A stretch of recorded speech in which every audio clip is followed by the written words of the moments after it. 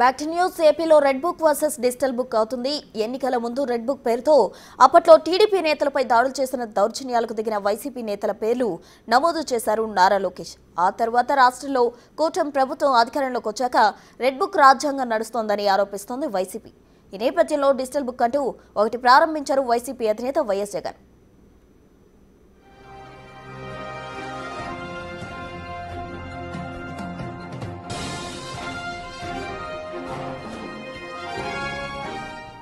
TDP నేతల దౌర్జన్యాలు, అక్రమ కేసులు సహా ఎలాంటి అన్యాయం జరిగినా డిజిటల్ బుక్లో నమోదు చేయాలంటూ సూచించారు.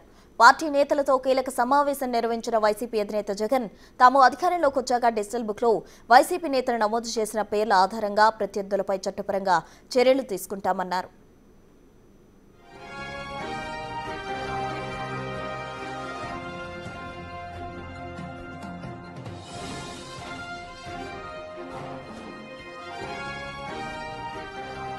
అయితే టీడీపీ నేతలు మాత్రం తాము చట్టపరంగానే ముందుకెళ్తున్నామని చెప్తున్నారు. ఈ విషయంలో డిజిటల్ బుక్ భయపడేదే లేదని చెప్తున్నారు.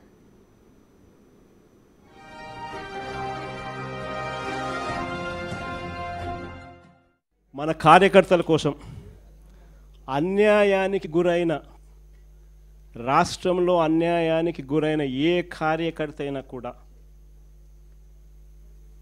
డిజిటల్ బుక్ ఇప్పుడు లాంచ్ చేస్తా ఉన్నాం. మీ అందరి సమక్షంలో రాష్ట్రంలో అన్యాయానికి గురైన కార్యకర్తల కోసం డిజిటల్ బుక్ ఈరోజు లాంచ్ చేస్తా ఉన్నాం. ఈ డిజిటల్ బుక్ ద్వారా రేపొద్దున రాష్ట్రంలో ఎక్కడ ఎవరికి ఏ అన్యాయం ఇప్పటికే జరిగినా ఆ డిజిటల్ బుక్ను వీళ్ళు దీన్ని ఉపయోగించుకొని రెండు రకాలుగా ఈ డిజిటల్ బుక్. ఇదే అంశానికి సంబంధించి పూర్తి డీటెయిల్స్ మా ప్రతినిధి శివ అమరావతి నుండి అందిస్తారు. శివ, చెప్పండి, ఇప్పటికే ఏపీలో రాజకీయ పరిస్థితి red book versus digital book గా ఉంది. అటు దానికి సంబంధించి జగన్మోహన్ రెడ్డి లాంచ్ కూడా చేయడం జరిగింది. దీనికి సంబంధించిన కంప్లీట్ డీటెయిల్స్ ఏంటి శివ? మొత్తం మీద చూస్తుంటే ఆంధ్రప్రదేశ్ లో digital book versus red book versus digital book నడుస్తా ఉన్న పరిస్థితి. ఏదైతే 2019 నుంచి 2024 వరకు తెలుగుదేశం పార్టీ నేతలు, కార్యకర్తలపై అక్రమ కేసులు బనాయించారు. ప్రస్తుతం ఆంధ్రప్రదేశ్ శాసనసభలో ఉన్న 70 మంది ప్రజాప్రతినిధులపై కూడా గత ప్రభుత్వ హయాంలో ఏదో రకమైన కేసులు వారిపై నమోదయ్యాయి. ఒకరిపై 3, ఒకరిపై 4, ఒకరిపై 5, ఒకరిపై 10, ఒకరిపై 40 కేసులు కూడా నమోదైన పరిస్థితి కనిపించింది. ఈ నేపథ్యంలో లోకేష్ పాదయాత్ర సమయంలో రెడ్ బుక్ ని ప్రారంభించారు. ఎవరైతే వైసీపీ బాధితులు ఉన్నారో వారందరూ కూడా దీంట్లో నమోదు చేసుకుంటాం, వీరంతా తేలుస్తామని చెప్పి ఆ రోజు ఆయన రెడ్ బుక్ ని ప్రవేశపెట్టిన పరిస్థితి కనిపించింది. ఆ రోజులో వైఎస్ఆర్సీపీ నేతలు దాన్ని అవహేళన చేశారు. ఇప్పుడు అధికారంలోకి వచ్చిన తర్వాత రెడ్ బుక్ పేరుతో ఎవరైతే గత ప్రభుత్వం ఇబ్బందులు పెట్టారో ఒక్కొక్కరి చిట్టా విప్పి వారిపై కేసులు నమోదు చేస్తూ అరెస్టు పరంపర కొనసాగుతోంది. ఇక దీనికి కౌంటర్ గా కూడా వైఎస్ఆర్సీపీ నేతలు గత కొన్ని రోజులుగా blue book, yellow book, green book అని చెప్పి రకరకాల ప్రచారాలు చేశారు.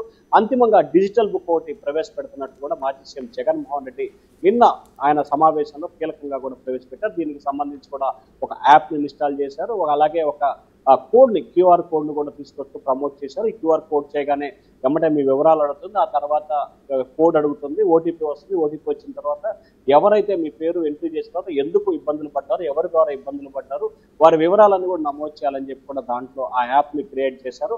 తర్వాత ఏదైతే 2029 ఎన్నికల్లో వైఎస్ఆర్సీపీ అధికారంలోకి వస్తే ఎవరైతే అధికారులు వైఎస్ఆర్సీపీ నేతల్ని, కార్యకర్తలు ఇబ్బందులు పెట్టారో వారి భరతం పడతాము, సప్త సముద్రాలు దాటి అవతల ఉన్నా కానీ మనం తీసుకొస్తాము, రిటైర్మెంట్ అయినా కానీ పక్క రాష్ట్రాలకి డిప్రెషన్ పై వెళ్ళినా కానీ వదిలిపెట్టే ప్రసక్తే లేదు, వారిని తిరిగి ఏపీ తీసుకొచ్చి కఠినంగా శిక్షిస్తామనేది జగన్ కీలకమైన వ్యాఖ్యలు చేశారు. ఈ వ్యాఖ్యలు గత కొంతకాలంగా దుమారం రేపుతున్నాయి. ప్రస్తుతం అయితే ఆంధ్రప్రదేశ్ రాజకీయాల్లో హాట్ టాపిక్ గా మారింది red book versus digital book గా మారింది. అయితే నిన్న మధ్యాహ్నం జగన్ లాంచ్ చేసిన దగ్గర నుంచి కూడా చాలా మంది దీంట్లో ఫిర్యాదు నమోదు చేయాలని చెప్పి ట్రై చేసినప్పటికీ యాప్ పూర్తి స్థాయిలో పనిచేయట్లేదు. వందల సంఖ్యలో వైఎస్ఆర్సీపీ నేతలకి, కార్యకర్తలకి ఓటీపీలు కూడా రాలేదని ఫిర్యాదులు వచ్చినట్టు తెలుస్తాం. దానికి సంబంధించి కూడా నిన్న రాత్రి నుంచి కూడా యాప్ కి సంబంధించి కూడా మార్పులు చేర్పులు చేసినట్టు తెలుస్తాం. శివ, అయితే దీనికి సంబంధించి కూడా లాంచ్ చేయడం జరిగింది. ఎవరైనా సరే దీన్ని యాక్సెస్ చేసుకోవచ్చా, లేకపోతే కేవలం ఆ పార్టీకి సంబంధించిన కార్యకర్తలు కావచ్చు, లీడర్స్ కి మాత్రమే పరిమితమైందా? ఏదైతే యాప్ కు సంబంధించి కూడా దీంట్లో వార్లు వీళ్ళు అని లేదు. ఆంధ్రప్రదేశ్ సంబంధించిన ప్రజలు ఎవరైనా సరే టీడీపీ, వైసీపీ, బీజేపీ, జనసేన అసలు పార్టీలకి సంబంధం లేదు.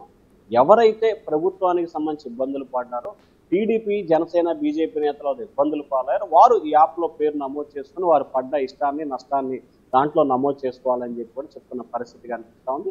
కానీ ముఖ్యంగా వైఎస్ఆర్సీపీకి సంబంధించిన కార్యకర్తలు నేతలు అక్రమ కేసులు బనాయించి ఇబ్బందులు పాలు చేస్తున్నారు కాబట్టి కార్యకర్తల్లో మనోధైర్యాన్ని నింపి, ఎందుకంటే గత ఎన్నికల్లో తెలుగుదేశం పార్టీ కూటమి అధికారం రావడానికి రెడ్ బుక్ అనేది కార్యకర్తలకి మంచి బూస్టప్ ఇచ్చిన పరిస్థితి కనిపిస్తా ఉంది. ప్రస్తుతం టీడీపీ నేతలు కూడా రెడ్ బుక్ ఏదైతే టీడీపీ నేతలు ఆ రెడ్ బుక్ ని విస్తృతంగా ప్రమోషన్ చేస్తున్నారు.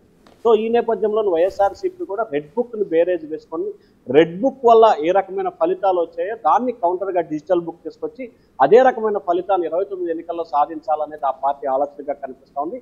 సరే, ఎవరైనా అప్లై చేసుకోవచ్చు, ఎవరైనా దాంట్లో యాప్ ఇన్స్టాల్ చేసుకోవచ్చు. కానీ అంతిమంగా ఈ యాప్ ప్రధానమైన ఉద్దేశం మాత్రం వైఎస్ఆర్సీపీ కార్యకర్తల కోసం అనేది మాత్రం క్లారిటీగా ఆ పార్టీ అధినేత జగన్ చెప్పలేదు. కానీ అదే భావనతో టీడీపీ నేతలు మాత్రం ఎటువంటి బుక్ కి భయపడే ప్రసక్తే లేదు, మేము చట్టపరంగానే ముందుకెళ్తున్నామంటూ కూడా టీడీపీ నేతలు ధీమా వ్యక్తం చేస్తున్న పరిస్థితి ఎలా ఉండబోతుంది అంటారు ముందు ముందు?